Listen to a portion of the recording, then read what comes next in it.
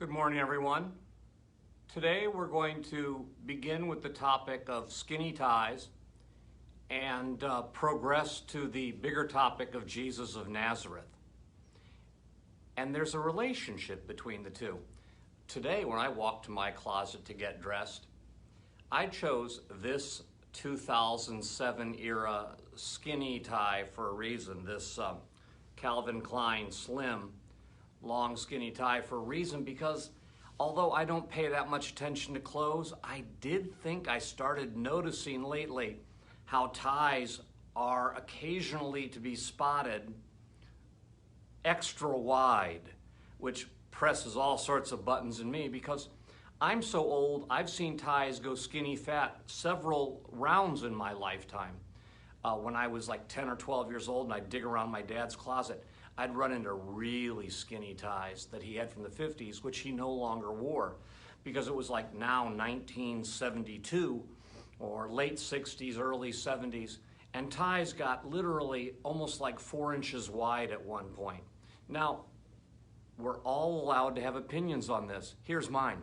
Wide ties make a person look wide, which is fine if you want to look wide, but the general idea aesthetically is you wear a thinner tie, it thins you down.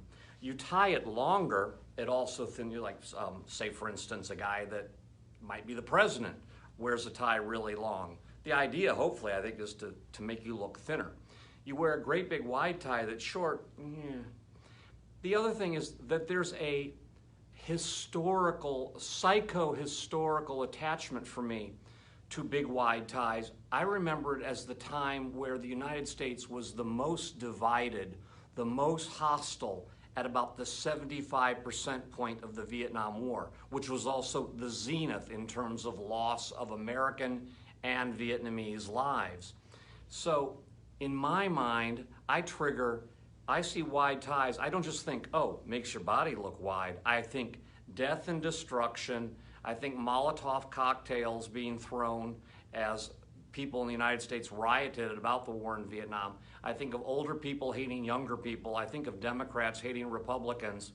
Wait, is that 1969 I'm remembering? Or 2020? Get it? And isn't it weird that the ties are getting wide again? So I'm wearing a skinny tie.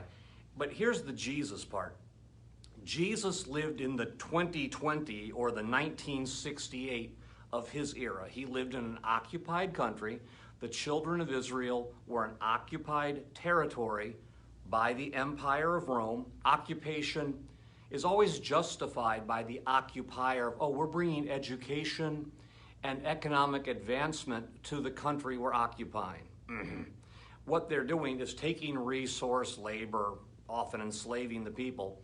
So whether it's Rome occupying Palestine or the British Empire occupying India or a third of Africa, or whether it's the United States occupying Vietnam and the Soviet Union occupying the other half of Vietnam, usually trouble's created there. It's a fat tie time.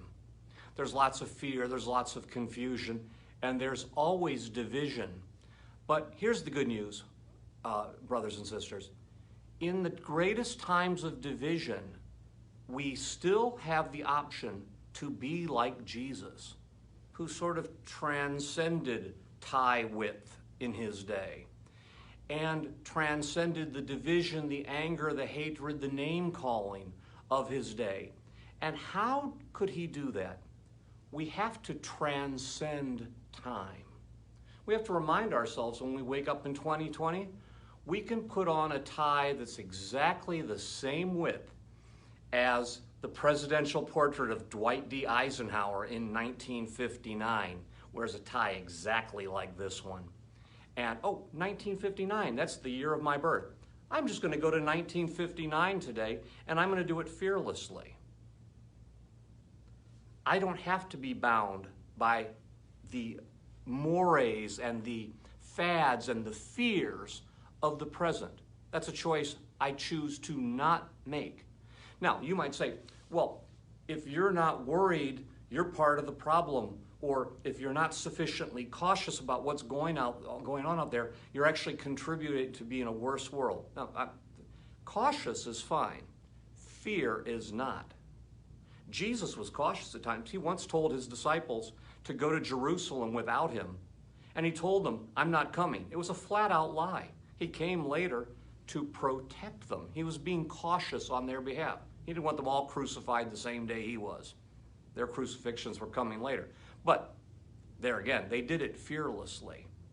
We can be fearless, but we have to have the perspective. We have to be plugged into a God for whom 1,000 years is but a day. We have to be plugged into the power and the peace and the beauty of God. And then truly, we're not troubled by what's manifesting as division, hatred, name-calling. We've taken a macro perspective on it.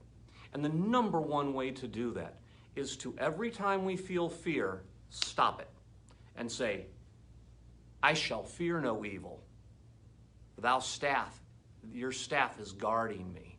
Being afraid is not of God, it's not from God, and it's not God's desire for us. So whatever we're looking at right now, whether it's economic disparities, whether there's racial tension, if there are economic disparities, there is racial tension, there's huge election worry and tension and argument, we can still say, I acknowledge that's there, just as Jesus acknowledged there were Romans and children of Israel and crosses that were crucifying people. He acknowledged that, but he didn't fear it. And he encourages us not to be. Wear a tie that says, I'm fearless, whatever width that is. And remember, and I want to get this exact quote to end this message today, these words from Jesus, and I want to read them exactly right because sometimes when I paraphrase, it's so far off, it's scary. So I wrote down the exact words from the Gospel of John, from our fearless Lord and Savior, Jesus. He says to us, peace I leave with you, my peace I give you. I do not give to you as the world gives. Do not let your hearts be troubled, and do not be afraid.